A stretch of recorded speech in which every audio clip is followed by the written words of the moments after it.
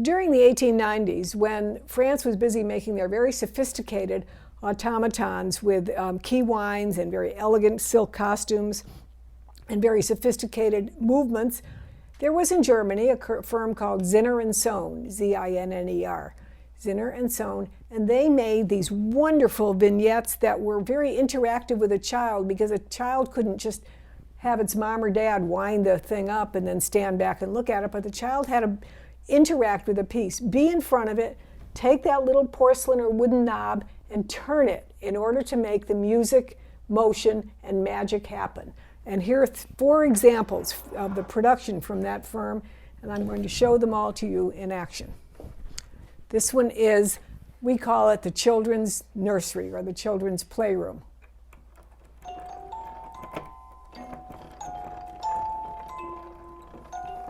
The little boy is working on his slate board. The girl is passing her cookies back and forth. The woman is directing the action of what is going on. One little boy is riding his hobby horse, while the other little boy appears to be directing how he will go. And the little girl at the far end is seated at the table, about to have her tea. Music is playing, their heads are turning, and their arms are moving. This piece is particularly notable with the embossed gilt butterflies on the front and the very, very fancy staged background scene with the curtained mirrors and the cutwork at the sides. Very, very luxury piece from Zinner and Sohn. I think this is my favorite. This is the scene, the scene, the Alpine scene or the Bavarian scene, I would call it. To me, very noticeable because it's not just a platform, but it does have the painted scene in the background with the outgrowth of the shrubbery, with the little shed building there. And now watch.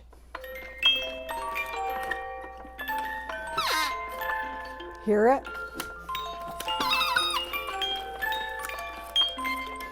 The girl is tossing food to the chickens and the roosters, and the little boy is directing the donkey back and forth, and the cow is at his side, and then every once in a while you hear the animal bleating.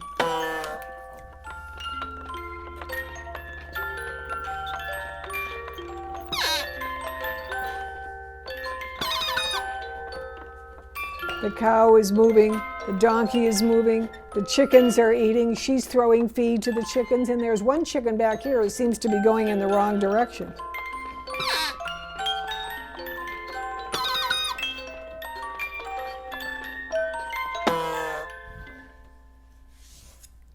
Fun, isn't it? I love those pieces.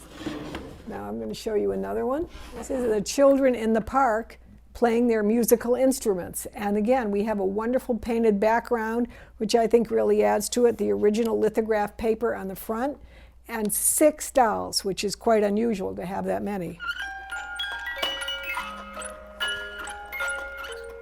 Tapping their feet, turning back and forth, the little girl directing the band. I like him. He's got some action going.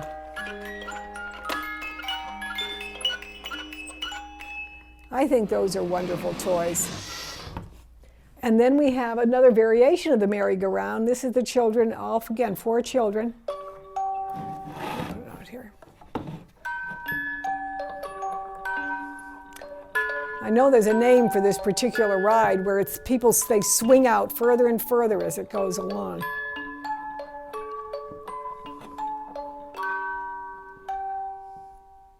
Really great toy. And then finally, this delightful merry-go-round. Okay, we'll watch the 4 little children on their 4 little ponies with glass-eyed ponies. Each pony is different. Little details like that you notice as you start to pay more attention to them. Let me see.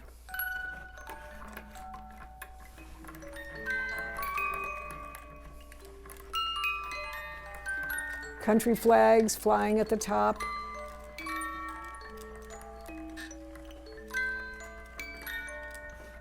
Okay, I hope you enjoy those. I love these pieces. They're some of my favorites. I find them in a lot of ways much more charming than I do the French automatons because they are so really childlike. Oh, for the love of the German character dolls, they are so wonderful and you never tire of looking at them because these are the faces of real children. They are just wonderful. I'm going to start over here on your right, and here we have a very, very rare size of the Cameron Reinhardt 114 model Gretchen, 64 centimeters high. When the art character movement was begun by Cameron Reinhardt, and they made the dolls, I believe this is the largest size to be found in this model. One of the things that I think that you look for is the larger, the little tiny ones are really sweet, but the larger the model, the more the really strong definition of modeling comes through. And those of you with a really artistic frame of mind can appreciate how all of the planes of the face and the little indentations around the eyes and the little poutiness of the lips, having that larger size allowed the model to really present itself in a very, very strong way. This example has exceptional bisque, complexion, painting, and flawless, which you never find in these dolls, but this doll is just wonderful. Look at her little wig. His original body finish, a wonderful antique costume. She is one super, super doll. I love when they have just that little touch of a gleaming patina that is almost like what a child would have with their complexion, and that just adds to it so much. This doll is truly a work of art. On the other side, and I just kept going back 5 or 10 times because I couldn't believe it. So when I have a model that I say, gee, the model seems different to me, or I don't know if I've seen it before, I'll always go into our database. And as far as I've been able to determine, we have never sold this model before. It's an Armand Marseille painted eye model, and it's model 620. Great face. The rarity of the piece is rivaled by its wonderful expression of that little smart-faced little boy. He means trouble, let me tell you. But he's a great doll. And then we come to the Gebrüder Heubach doll, known as the Princess Giuliani doll. This is a whole discussion, again, I mentioned to you a little bit earlier, that I really would like to explore more, the whole idea of portrait dolls. Was a doll really designed as a portrait of a particular person, or did they have a styling of hair, an expression of the face, the type of painting that was evocative of the period that they represent? In the case of Princess Giuliani, I would love to have some actual documents that came from the factory to substantiate this, but in lieu of that, I have to tell you, this is a portrait of Princess Giuliani of the Netherlands as a young girl. There are some early photographs of her that are exactly the same, right down to the styling of the hair with the ribbon at the side of her hair. I tell you all to the photographs I found that were the best were, if you go to Google and do Princess Giuliani as a child and look up images, you will find these photographs there, and you will see how apt this portrait of this young child was. It's an extremely rare piece. We don't know if it was made for a certain birthday, a circumstance, if it was a commissioned doll. The rarity of it would indicate that it was made as a commissioned doll for a particular event, but it's absolutely outstanding. The sculpting is remarkable, and so is the tie to its historical connection.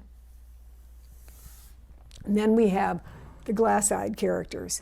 And then we have a wonderful collection here to show you. I'm going to tell you what some of these rare pieces are. Starting over here on your left is the model that was made by Armand Marseille in this case. It was made by Cameron Reinhardt. That was made by Kathy Cruz. That particular distinctive pouty-faced look. And this is Armand, and it was based on a much earlier Italian sculpture of a child. And this particular model by Armand Marseille is marked Fanny, F-A-N-Y, Fanny. And Fanny is here in this wonderful antique costume holding her own little doll, and she's great. Of the different models that were made, say by Cameron Reinhardt and Armand Marseille, the Marseille is a much rarer model to find. So when you have an opportunity, you should try to get that doll if you like that face, and it is so childlike and perfect. Next to her, wow, this is a great doll. Once again, I love dolls with provenance. I love dolls that have a family history and that are coming to us from the original family, which it is in this case. The doll is wearing her original costume of Sweden, and the whole history of the family doll, family who owned it, is written in the catalog, and it was it was sold to an owner of a Swedish factory, had this doll made for his young child, and then it passed into another member of the family and ended up with the family in Texas now so many years later, nearly a century later, where it's being sold from, still wearing her absolutely original costume, which is just wonderful. In the front, we have the wonderful Cameron Reinhardt glass-eyed character girl. Again, very, very rare to find these painted-eyed characters with the glass eyes, and she's wearing her factory original costume from Luann Gulasarian collection. Again, beautiful, beautiful selection. She has really had an eye to buying the best.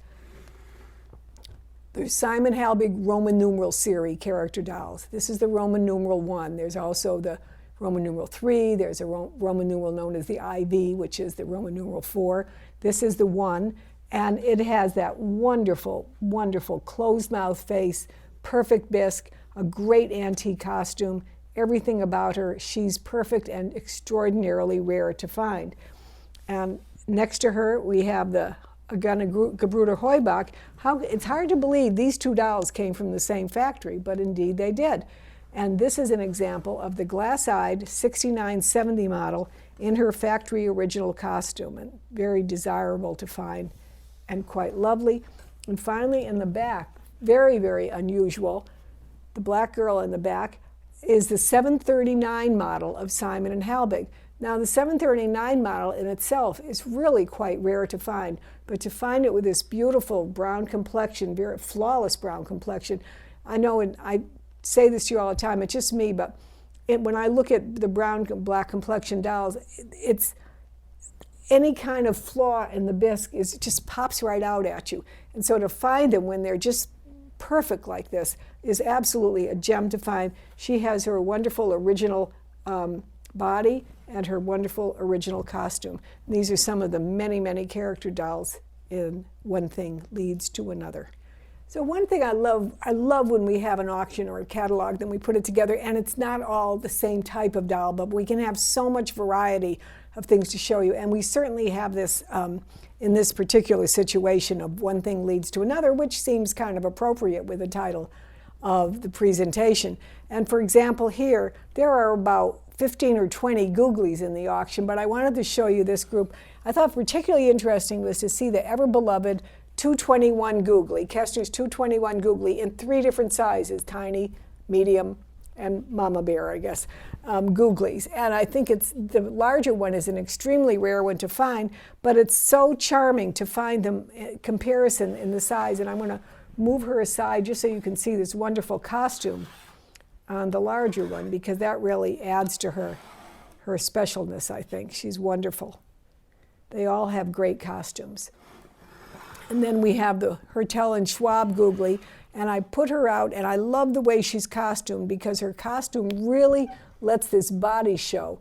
And, you know, we don't pay enough attention to the way the bodies were such a major industry in the doll making. Sometimes a company made their own bodies, but very often there were body companies that only made the bodies, and the quality of them varies. Okay, one time, about 20 years ago, someone had us take an entire warehouse of body parts that they had, and they said, could you put together an auction for us? And I said, sure, thinking, oh, no problem, we'll just get the bodies put back together. No, it didn't work that way. Thousands of different parts, thousands of different bodies. Out of all of those thousands of pieces, I maybe came up with 100 bodies that were original, that originally had all of the right parts and all, but the rest of them, there were so many variations, sizes, coloring. So when you find a doll that has original body, you cherish it because it's very rare.